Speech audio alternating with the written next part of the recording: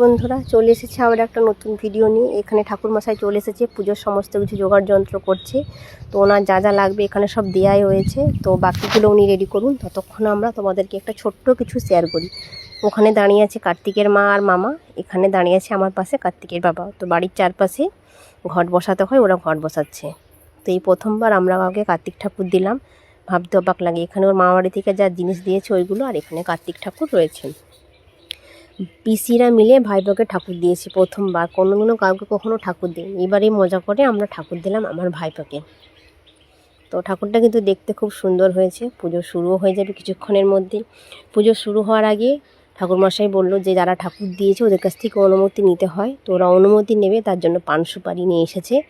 আমাদের কাছ থেকে অনুমতি নেবে বলে অনুমতিটাও আমার কাছ থেকেই নিল, কেন বাকিরা ব্যস্ত ছিল, তো তার জন্য আমি এসেছি।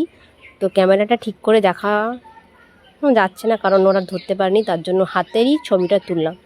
তো ওরা অনুমতি নিয়ে নিক, পুজোয় বসে যা। তো দেখা হবে পুজোর পরে, টাটা বাই।